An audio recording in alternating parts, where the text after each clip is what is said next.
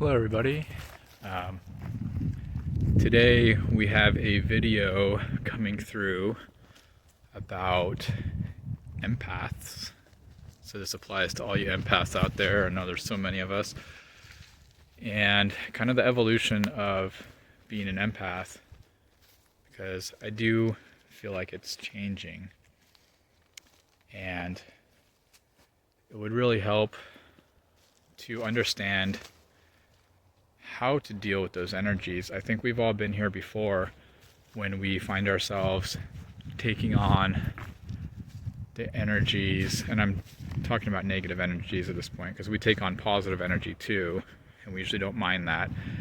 It's the harder part is taking on the negative energy of others. When people maybe haven't done some healing work in a specific issue, or for whatever reason it is, they're leaking it out on us, and we are taking in those energies. So that can bring down our own personal vibration, and then we start processing somebody else's stuff essentially. So that's the typical MO of an empath, right? So what we're used to is really taking in those feelings. So in the past, a lot of us were proud to be empaths. It's like, yeah, you know what? I'm super emotionally sensitive. I have a high EQ, which that's all great, in touch with your emotions, able to feel other people's emotions. That's really great for connection and for relating to others, being able to be compassionate because we can understand what they're going through. We can actually either feel what they're going through, or we've been there ourselves before, so we know what they're going through. So that's good. I do think there's another step to be taken after an empath, and that's from becoming an empath to moving into a place of compassion. And in that place of compassion, we no longer have to take on these feelings of other people. We can allow them to have their feelings while still having an understanding and loving heart, a compassion towards them. I just got to show some beautiful trees and rocks real quick. Yeah, I like it. So, but maybe before we get to the point of being in compassion, there's the stage of being an empath. So let's talk a little bit about that. That's what this video is about. Okay, we understand the problem. The problem is taking on these emotions that aren't ours, and now we feel lower. So what do we do about that? Today I'd like to propose a solution. This is a three-step process that came to me, I don't know, a year or two ago. And you choose which step to use depending on the situation. So let me go through them and explain. So we have blocking, shielding, and grounding. Blocking, shielding, grounding. Okay, so let's start off with blocking. That's the most distant one. That's when the energy is far away from us. It hasn't entered into our auric field yet. It hasn't come at us fully. So blocking is an intention. So we can simply put the intention up that we're not going to take this energy in. We're pushing out our own aura. And that happens in advance. That's why it's a block. So we can place something up. Like if you want to protect a castle, you build the stone walls around it, right? That's not the best example, but I think you understand what I'm saying. It's a premeditated action to block out some sort of energy. It's a defensive protective maneuver. So let's say we're going into Walmart, and we already pretty much know there's probably going to be at least one person that's going through a bad time, that's in their suffering, that's having a bad day, and they might be leaking it on other people. You can use this when going into anything, a family situation with friends or family, even people you care about and love. you might notice that that happens with them. So blocking it, we'll put up the intention before going into the situation and say, I choose not to take on any of these energies. Just set that intention to allow people to have their own emotions and to process them, you know. So that's blocking. Now shielding is when the energy is coming a little closer. It's already a little bit closer to us. So we didn't get a chance to block because maybe we didn't expect it to happen. We didn't know that we were going to be in this situation that day. And that happens to all of us. That happens at any time.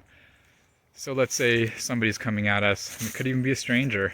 They start coming at us with negative energy, something that we don't want to integrate into our own personal energy. But it's too late to block it because it's happening. It's in the now. You know, blocking is something that occurs basically for the future. So shielding and grounding happen in the now. So shielding is more when you notice the energy is pushing in on you and you feel like, it almost feels like your boundaries are being crossed. You know, and there's a line there because we could be supporting a friend. We could be talking to a friend that's having a hard time and giving them support and being a compassionate friend and listening to their problems and helping them process, and that's okay. We may not need to shield that energy. Or there could be a different friend and we're in the same exact scenario again. We're supporting them, we're listening, we're trying to help them process. But then in this case, it's just a little bit too much, and maybe we feel like our boundaries are being encroached upon. So that's when shielding would come in. And shielding could be as simple as setting a verbal boundary or taking a break, removing ourselves from the situation. And at that point, we already notice our aura is getting crunched in a little bit from this other energy. So what we can do is push it back out. And that occurs from within us. You can muster your energy from inside your chakras, in your spine. And just imagine like pushing it out a little bit. And so now your energy, and use love. Don't use anger when you do that. Use love and compassion, you know, from the heart. And so what we're doing is we're pushing back on that incoming energy, and so it should neutralize it and keep it at least outside of our aura. So that would be shielding. You may notice as you're trying to shield that it didn't work. Okay, now the energy is inside of you. I'm not manifesting, but let's just say the energy is inside of us. We're feeling weighted down from this friend or the stranger's energy. And for one, that's common with empaths. And then what we used to do is go home and recharge, isolate, separate ourselves, and just be alone, recharge, build back up our own energy. That's fine. It's good practice. And so one of the ways we can do that is to ground the energy, because it's just like an electrical charge. Like when a lightning rod gets struck by lightning, the reason why there's lightning rods is to pull in that excess energy and to send it to the ground. Why? Because, well, those electrons from the lightning bolt are already going to the earth. That's why we have lightning. So the earth is actually super strong. It supports all of us at all times. If you think about it, it's holding all of our weight, our bodies, our emotions, everything. It's holding our entire beings on this earth. It's so beautiful. Look how strong it is. So the earth can handle it. Now, we don't want to intentionally harm the earth, obviously, but what we can do is allow the energy to pass through us. Because what's happening when it's affecting us negatively is it's coming into our energetic system and staying there and like bubbling around, you know, in our energy system, and that's what's making us feel lower. So ground it out. And that is done physically. You can actually touch the earth with the intention of having that excess energy go into the ground. I'm doing it with my hand right now because it's a little cold. You can see I'm wearing a jacket.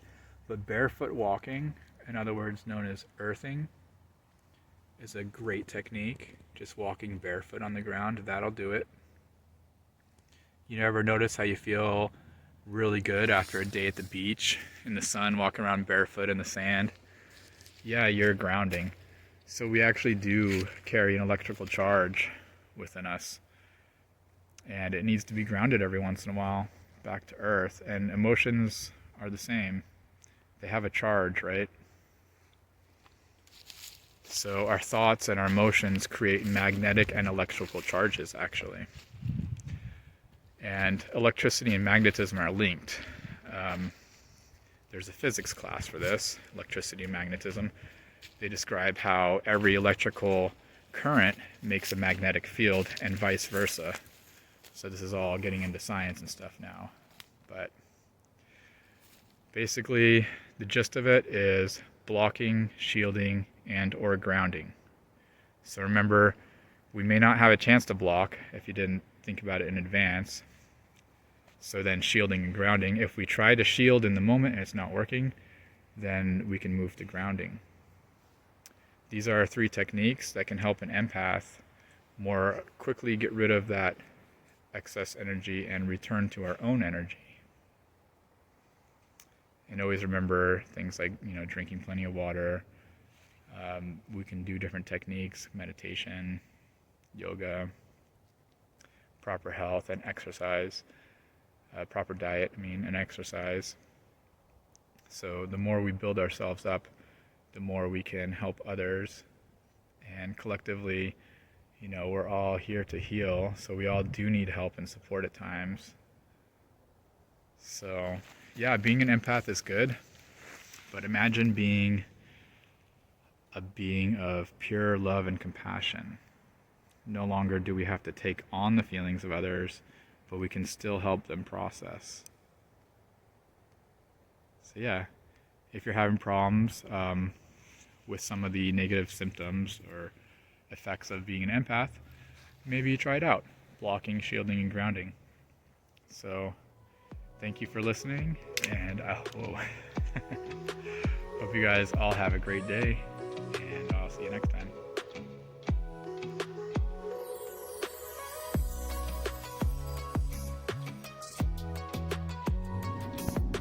And one more note on the grounding, shielding, and blocking before I go. Tools can be used, they're not necessary.